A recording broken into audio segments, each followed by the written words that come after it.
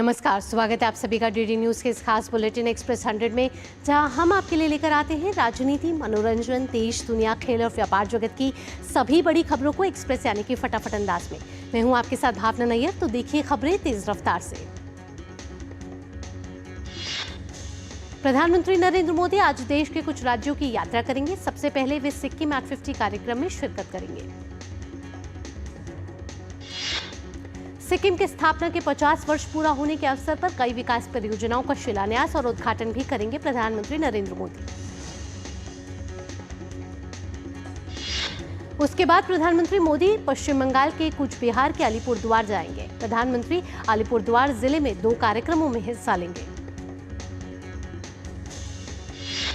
इसमें सरकारी कार्यक्रम के अलावा प्रधानमंत्री अलीपुरद्वार के परेड ग्राउंड में एक जनसभा को संबोधित करेंगे। कार्यक्रम में कई परियोजनाओं का उद्घाटन और शिलान्यास करेंगे। पश्चिम बंगाल में प्रधानमंत्री अलीपुरद्वार और कूच बिहार जिलों में नगर गैस वितरण परियोजना की शुरुआत करेंगे। 1010 करोड़ रुपए की लागत वाली इस योजना का उद्देश्य 2.5 लाख घरों और 100 से अधिक वाणिज्यिक प्रतिष्ठानों को पाइप गैस से जोड़ना है। इसके अलावा 19 नए सीएनजी स्टेशन भी स्थापित किए जाएंगे, जिससे स्वच्छ और सस्ता ईंधन उपलब्ध होगा और रोजगार के अवसर बढ़ेंगे। पश्चिम बंगाल के बाद प्रधानमंत्री बिहार की राजधानी पटना जाएंगे। वहां पटना एयरपोर्ट के नए टर्मिनल का उद्घाटन करेंगे। बिहार में कुल 50,700 करोड़ रुपए से अधिक की परियोजनाओं का शिलान्यास और उद्घाटन करेंगे। इसमें 36,915 करोड़ की 4 योजनाओं का उद्घाटन और 9 योजनाओं जिसकी लागत 12,992 करोड़ रुपए है, उसका शिलान्यास भी होगा। पीएम का बिहार दौरा कल भी जारी रहेगा और उसके बाद उनका उत्तर प्रदेश जाने का भी कार्यक्रम है। केंद्रीय गृह मंत्री अमित शाह जम्मू कश्मीर के 2 दिवसीय दौरे पर आज जम्मू कश्मीर जाएंगे। गृह मंत्री आज जम्मू कश्मीर के सुरक्षा परिदृश्य, सीमा पर घुसपैठी रोधी तंत्र और श्री अमरनाथ की तीर्थ यात्रा की सुरक्षा कवच का जायजा लेने के अलावा पुंछ में गोलीबारी पीड़ितों से भी मुलाकात करेंगे। पिछले 2 महीने के दौरान केंद्रीय गृह मंत्री का यह जम्मू कश्मीर का तीसरा और ऑपरेशन सिंदूर के बाद पहला दौरा है। कांग्रेस सांसद शशि थरूर के नेतृत्व में सर्वदलीय प्रतिनिधिमंडल ने बुधवार को पनामा गणराज्य के राष्ट्रपति जोस राउल मुलिनो से मुलाकात की। पनामा के राष्ट्रपति के साथ ये मुलाकात पाकिस्तान प्रायोजित आतंकवाद के खिलाफ भारत के दृढ़ रुख को व्यक्त करने के प्रयासों के तहत हुई है। इससे पहले दिन में प्रतिनिधिमंडल ने पनामा के विदेश मंत्री जेवियर मार्टिनेज आचा से मुलाकात की और उन्हें ऑपरेशन सिंदूर में मारे गए संयुक्त राष्ट्र द्वारा नामित आतंकवादियों के अंतिम संस्कार में शामिल पाकिस्तानी सेना के अधिकारियों की तस्वीरें दिखाई। पनामा के विदेश मंत्री जेवियर मार्टिनेज आचा ने कहा कि आतंकवाद के मामले में हम भारत के साथ खड़े हैं। हम किसी भी तरह के आतंकवाद को बर्दाश्त नहीं कर सकते। साथ ही उन्होंने कहा कि भारत दुनिया का सबसे बड़ा लोकतंत्र है जो सिद्धांतों को महत्व देता है और हम किसी भी तरह के आतंकवाद के खिलाफ मिलकर लड़ेंगे। वहीं शशि थरूर ने कहा कि पनामा के विदेश मंत्री ने आतंकवाद पर हमारे संदेश को खुले दिल से स्वीकार किया। इसके अलावा उन्होंने भविष्य में भारत पनामा के बीच घनिष्ठ सहयोग के लिए अनेक अवसरों का उल्लेख किया।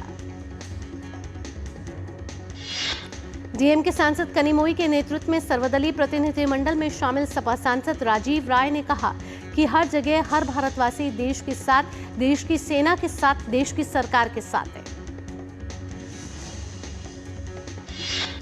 प्रतिनिधिमंडल में शामिल आप सांसद डॉक्टर अशोक कुमार मित्तल ने कहा कि सभी ने खुले दिल से यह कहा कि वो हर मंच पर भारत का समर्थन करेंगे और पाकिस्तान के उग्रवाद की भर्त्सना करेंगे। आरजेडी सांसद प्रेमचंद गुप्ता ने कहा कि आतंकवाद पूरी दुनिया के लिए एक बीमारी है। उन्होंने हर तरह से साथ में खड़े रहने का वायदा किया। भाजपा सांसद बैजयंत पांडा के नेतृत्व में सर्वदलीय प्रतिनिधिमंडल सऊदी अरब की यात्रा पर है। सऊदी अरब के रियाद में सरकारी अधिकारियों, थिंक टैंकों के साथ बैठक हुई और आतंकवाद के प्रति जीरो टॉलरेंस की भारत की नीति के बारे में बताया गया। भाजपा सांसद निशिकांत दुबे ने कहा कि मुझे लगता है कि सऊदी अरब हमारी चिंताओं से वाकिफ है। सऊदी अरब के रियाद में AIMIM के प्रमुख और सांसद असदुद्दीन ओवैसी ने कहा कि पाकिस्तान को FATF की ग्रे लिस्ट में वापस लाया जाना चाहिए। इटली की राजधानी रोम में सेनेटर गिउलियो टेर्जी डी सेंट अगाटा की अध्यक्षता वाले भारत इटली संसदीय मैत्री समूह के साथ बातचीत की। भाजपा सांसद रविशंकर प्रसाद ने कहा कि नेशनल असेंबली और सेनेट में भारत कॉकस के साथ शानदार और अच्छी बैठक हुई। साथ ही उन्होंने कहा कि इटली में शांति और सौहार्द के लिए भारत के साथ काम करने की अपनी प्रतिबद्धता का आश्वासन दिया। NCP-SCP सांसद सुप्रिया सूले के नेतृत्व में सर्वदलीय प्रतिनिधिमंडल बुधवार को दक्षिण अफ्रीका की राजधानी केप टाउन पहुंची। सुप्रिया सूले ने बताया कि मंत्रियों ने काफी समय दिया, उन्होंने भारत के साथ खड़े रहने का वादा किया। नाविका सागर परिक्रमा 2 की 2 साहसी महिला नौसेना अधिकारी लेफ्टिनेंट कमांडर रूपा ए और लेफ्टिनेंट कमांडर दिलना के ने समूचे विश्व को नौकायन यात्रा को सफलतापूर्वक पूरा करने के बाद ये दोनों अधिकारी आज गोवा तट पर वापस लौटेंगी। उनके भव्य स्वागत के लिए मुर्मुगांव पोर्ट पर फ्लैग इन सेरेमनी का आयोजन किया गया है, जिसमें रक्षा मंत्री राजनाथ सिंह मुख्य अतिथि होंगे। रक्षा मंत्री राजनाथ सिंह आज CII भारतीय उद्योग परिसंघ वार्षिक व्यापार शिखर सम्मेलन 2025 के उद्घाटन सत्र को संबोधित करेंगे। आज पूर्व प्रधानमंत्री स्वर्गीय चौधरी चरण सिंह की पुण्यतिथि है। इस अवसर पर उपराष्ट्रपति जगदीप धनखड़ ने किशन घाट पर जाकर श्रद्धांजलि अर्पित की।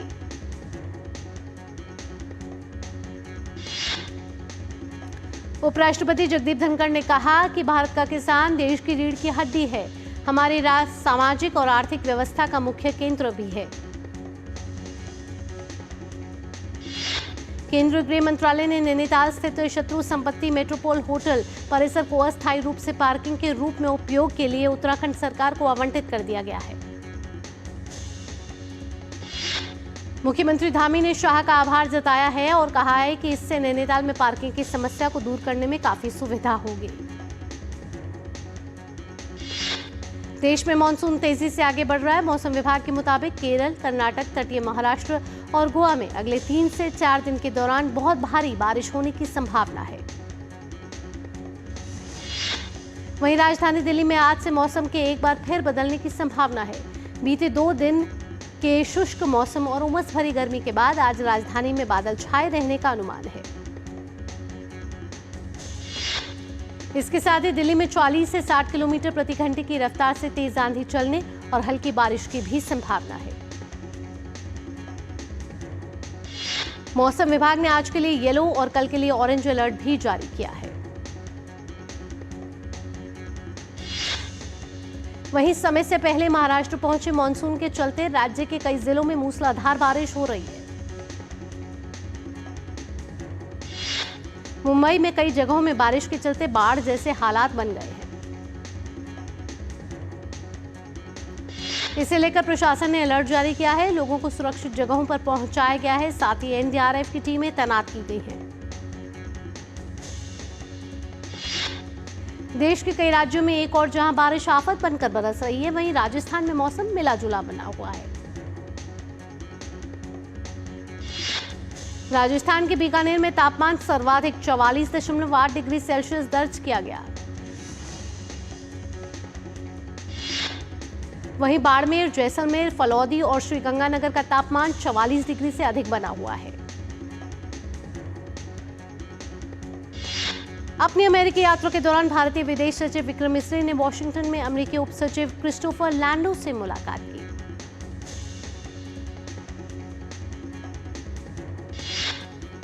एक्सप्रेस 100 में वक्त हो चला एक छोटे से ब्रेक का। ब्रेक के बाद ये रफ्तार भरी खबरों के सिलसिले को रखेंगे जारी।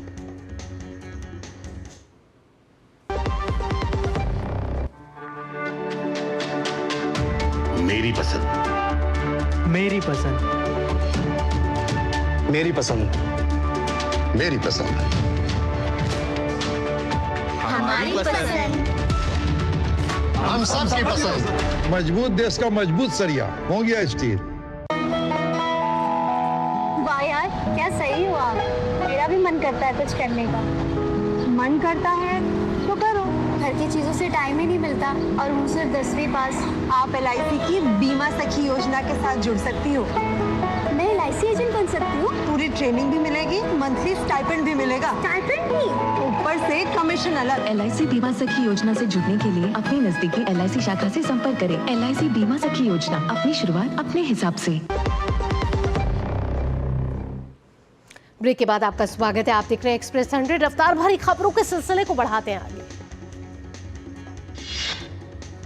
केंद्रीय मंत्री शिवराज सिंह चौहान ने कहा है कि वित्त वर्ष 2024-25 के लिए फसल उत्पादन रिकॉर्ड 3,539.59 लाख मीट्रिक टन रहने का अनुमान है। सांख्यिकी मंत्रालय की ओर से जारी आंकड़ों के अनुसार देश की औद्योगिक उत्पादन वृद्धि दर अप्रैल महीने में बढ़कर 2.7% के स्तर पर आ गई है। मैन्युफैक्चरिंग सेक्टर की वृद्धि दर अप्रैल में सालाना आधार पर 3.4% रही है।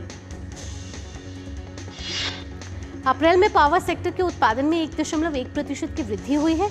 अप्रैल में कैपिटल गुड्स के उत्पादन में 20.3% का इजाफा हुआ है। इन प्रोडक्ट्स का उपयोग फैक्ट्रियों में किया जाता है।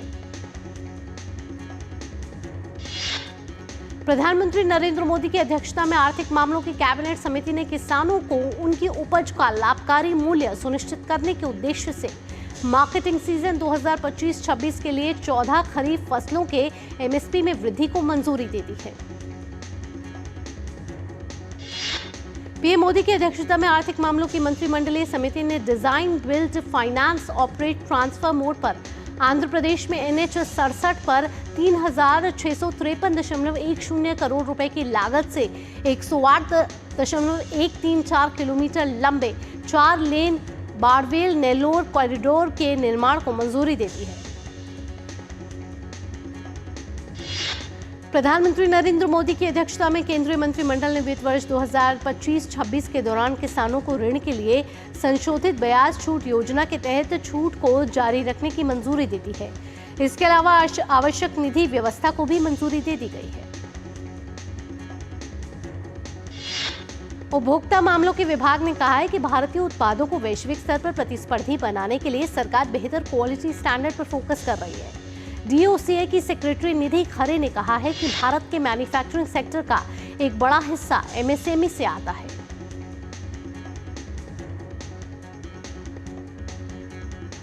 यात्रियों और माल का निर्बाध और तेज परिवहन सुनिश्चित करने के लिए प्रधानमंत्री नरेंद्र मोदी की अध्यक्षता में आर्थिक मामलों की कैबिनेट समिति ने महाराष्ट्र और मध्य प्रदेश में भारतीय रेलवे के तहत 2 मल्टी ट्रैकिंग परियोजनाओं को मंजूरी दे दी है। सुप्रीम कोर्ट ने ICICI सिक्योरिटीज को स्टॉक एक्सचेंजों की डीलिस्ट करने के फैसले को बरकरार रखा है। साथ ही निवेशक की इस याचिका को खारिज कर दिया गया है जिसमें शेयर मूल्यांकन प्रक्रिया को अनुचित बताया गया है। भारत मौसम विज्ञान विभाग के सामान्य से अधिक मानसून के पूर्वानुमान से कृषि उत्पादन और ग्रामीण मांग में वृद्धि होने की उम्मीद है, जबकि मुद्रास्फीति को नियंत्रण रखने में मदद मिलेगी। भारत के टॉप 7 शहरों में डेटा सेंटर बाजार की क्षमता 2030 तक 4500 मेगावाट को पार कर जाने की उम्मीद है, जिससे अगले 5 से 6 सालों में 20 से 25 बिलियन डॉलर का निवेश आकर्षित होगा। माइक्रोसॉफ्ट भारत की क्लाउड इंफ्रास्ट्रक्चर और platform services provider Yotta data service ने देश में AI को बढ़ाने के लिए साझेदारी का ऐलान किया है। ये साझेदारी माइक्रोसॉफ्ट और योटा को भारत AI मिशन प्रतिभागियों, सरकारी एजेंसियों, IIT स्टार्टअप्स, उद्यमों और सॉफ्टवेयर विकास कंपनियों के साथ जोड़ने में सक्षम बनाएगी, जिससे AI इनोवेशन में तेजी लाई जा सके। भारत ने अपनी विनिर्माण योजनाओं को आगे बढ़ाने के साथ ही अप्रैल में देश से अमेरिका को आईफोन निर्यात में सालाना आधार पर 76% की वृद्धि दर्ज की गई है। इंडिगो और अदानी एयरपोर्ट होल्डिंग्स लिमिटेड ने ऐलान किया है कि budget airline Navi Mumbai international airport पर कमर्शियल ऑपरेशन शुरू होने के पहले दिन से ही 15 से अधिक शहरों के लिए 18 उड़ानें संचालित करेगी। केंद्रीय वित्त मंत्री निर्मला सीतारमण ने बीमा कंपनियों को साइबर धोखाधड़ी और नए उभरते जोखिमों के अनुरूप बीमा उत्पाद तैयार करने की दिशा में काम करने का निर्देश दिया है। सार्वजनिक क्षेत्र की सामान्य बीमा कंपनियों की समीक्षा बैठक की अध्यक्षता के दौरान वित्त मंत्री ने उभरती हुई उपभोक्ता जरूरतों के अनुरूप कंपनियों को अपने उत्पाद पोर्टफोलियो में शामिल करने का निर्देश दिया, जिससे अधिक संख्या में लोग लाभान्वित हो सके। केंद्र सरकार द्वारा डाक पैटर्न्स पर उच्च स्तरीय हितधारक बैठक में केंद्रीय मंत्री प्रहलाद जोशी ने सभी ई कॉमर्स कंपनियों को उपभोक्ता संरक्षण के अनुपालन में डाक पैटर्न का विश्लेषण करने और उसे हटाने के लिए स्व ऑडिट करने का निर्देश दिया। अमेरिकी राष्ट्रपति डोनाल्ड ट्रंप के टैरिफ प्लान को ट्रेड कोर्ट ने बड़ा झटका दिया है। संघीय व्यापार न्यायालय ने ट्रंप द्वारा आयात पर टैरिफ लगाने पर रोक लगा दी है। कोर्ट ने कहा कि ऐसा करके ट्रंप देश में आर्थिक अराजकता का माहौल पैदा कर रहे हैं। अमेरिकी राष्ट्रपति डोनाल्ड ट्रंप ने कहा कि हार्वर्ड विश्वविद्यालय को विदेशी छात्रों की संख्या पर 15% की सीमा तय करनी चाहिए और आईवी लीग स्कूल प्रशासन को अन्य देशों के छात्रों की वर्तमान सूची दिखानी होगी। टेस्ला के सीईओ इलॉन मस्क ने डोनाल्ड ट्रंप प्रशासन से अलग करने का ऐलान कर लिया है। उन्होंने सोशल मीडिया प्लेटफॉर्म एक्स पर एक पोस्ट में ये साझा जानकारी दी। इलॉन मस्क ने एक्स पर लिखा कि मेरा विशेष सरकारी कर्मचारी के रूप में मेरा निर्धारित समय समाप्त हो रहा है। मैं राष्ट्रपति डोनाल्ड ट्रंप को व्यर्थ व्यय को कम करने के अवसर के लिए धन्यवाद देना चाहता हूं। डॉज मिशन समय के साथ मजबूत होता जाएगा क्योंकि ये पूरे सरकार में जीवन का एक तरीका बन जाएगा। अमेरिकी राष्ट्रपति डोनाल्ड ट्रंप ने कहा है कि इजराइल ईरान पर किसी तरह की कार्रवाई नहीं करे। अमेरिका ईरान के साथ परमाणु वार्ता पूरी करने के लिए काफी करीब है। अमेरिकी राष्ट्रपति डोनाल्ड ट्रंप ने यूक्रेन में युद्ध को लेकर रूस पर नए प्रतिबंध लगाने में हिचकिचाहट जताई और कहा कि वे नहीं चाहते कि ये प्रतिबंध युद्ध विराम में बाधा उत्पन्न करें। गजा में संयुक्त राष्ट्र के वेयर हाउस पर भूखे लोगों की भीड़ ने हमला कर दिया। गजा में राहत सामग्री की कमी है और राहत सामग्री काफी धीमी गति से गजा पहुंच रही है। रूस और यूक्रेन के बीच अगले दौर की शांति वार्ता 2 जून को तुर्की के शहर इस्तांबुल में हो सकती है। क्रेमलिन ने इसका प्रस्ताव रखा है। रूसी विदेश मंत्री सर्गेई लैवरोव ने कहा कि एक टिकाऊ शांति समझौते के लिए रूस ने मेमोरेंडम तैयार कर लिया है। रूस का प्रतिनिधित्व व्लादिमीर मेंडेस्की करेंगे। यूक्रेन की तरफ से शांति वार्ता समझौते पर अब तक कोई प्रतिक्रिया नहीं आई है। इससे पहले 16 मई को ही शांति वार्ता विफल रही थी।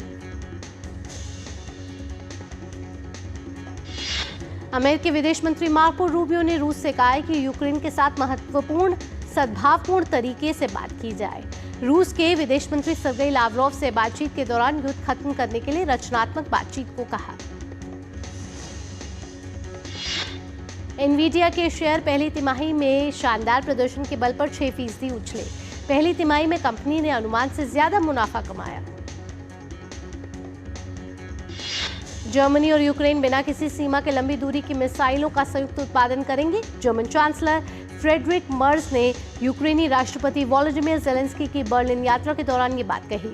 मर्ज ने कहा कि इससे यूक्रेन को अपनी सीमा के बाहर सैन्य ठिकाने सहित पूरी तरह से अपनी रक्षा करने में मदद मिलेगी। रूसी विदेश मंत्री सर्गेई लावरोव ने कहा कि जर्मनी की यूक्रेन के साथ संयुक्त रूप से लंबी दूरी की मिसाइलों को विकसित करने की योजना, साथ ही कीव को अपने टैंकों की आपूर्ति ये दर्शाती है कि वे पहले से ही रूस यूक्रेन युद्ध में भागीदार हैं। जर्मनी के नए विदेश मंत्री जोहान वेटफुल ने वॉशिंगटन डीसी में अपने प्रथम दौरे के लिए अपने अमेरिकी समकक्ष विदेश मंत्री मार्को रूबियो से मुलाकात की। पेरू के उत्तरी पहाड़ी क्षेत्र में एक स्कूल के वार्षिक उत्सव समारोह के दौरान मंच गिरने से कम 12 लोग घायल हो गए।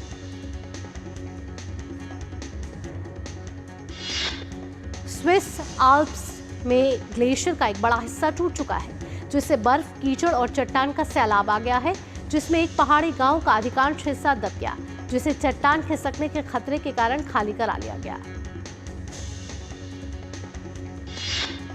कनाडा के पश्चिमी मैनिटोबा प्रांत के जंगल में आग लगने के कारण 17,000 से अधिक लोगों को सुरक्षित स्थानों पर पहुंचाया जा रहा है। मैनिटोबा के प्रधानमंत्री वाब किन्यू ने कहा है कि मैनिटोबा सरकार ने जंगल की आग की स्थिति के कारण पूरे प्रांत में आपातकाल की घोषणा कर दी है। आईपीएल का पहला क्वालिफायर मुकाबला आज पंजाब किंग्स और रॉयल चैलेंजर्स बेंगलुरु के बीच होगा। ये मुकाबला महाराजा यादवेंद्र सिंह अंतर्राष्ट्रीय क्रिकेट स्टेडियम मल्लापुर में शाम 7:30 बजे से खेला जाएगा। आईपीएल के इस पहले क्वालिफायर मुकाबले में जो भी टीम जीत हासिल करेगी वह फाइनल के लिए क्वालिफाई करेगी। सात्विक साईराज रंकीरेड्डी और चिराग शेट्टी की जोड़ी ने सिंगापुर ओपन में जीत के साथ वापसी की। सात्विक चिराग की जोड़ी ने मलेशिया के चुंग होन जियान और मोहम्मद हाइकाल को 21-16, 21-13 से हराया। सिंगापुर ओपन में लक्ष्य सेन को निराशा हाथ लगी और उन्हें पीठ के निचले हिस्से में दर्द होने के कारण शुरुआती दौर के मुकाबले में बीच में ही मैच छोड़ना पड़ा। भारतीय मुक्केबाजों ने चौथे Thailand open international boxing tournament में अपना दमदार प्रदर्शन जारी रखा, जिसमें तमन्ना, प्रिया और दीपक ने सेमीफाइनल में जगह बनाई और कांस्य पदक पक्का किया।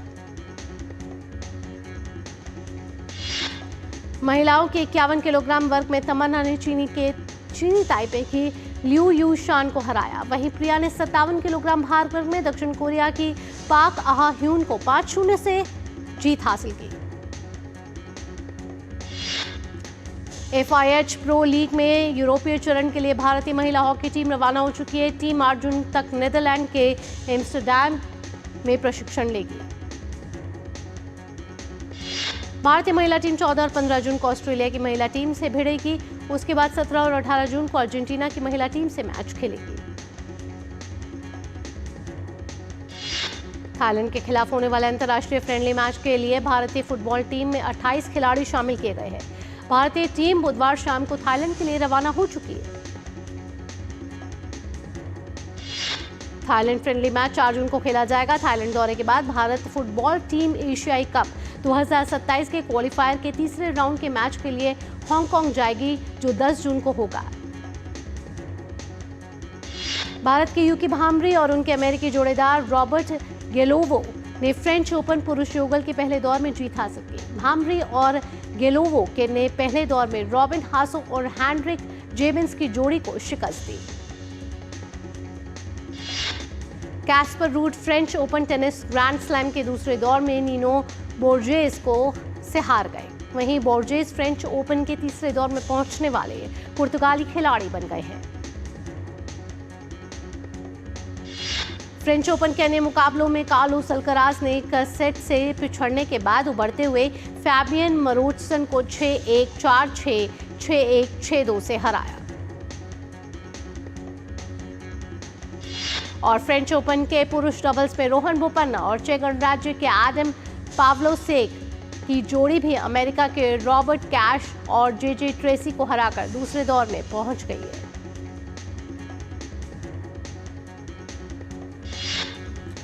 इसी के साथ एक्सप्रेस 100 में फिलहाल इतना ही। देश और दुनिया की बाकी अन्य खबरों के लिए आप जुड़े रहिए GT न्यूज के साथ। मुझे दीजिए अनुमति। नमस्कार।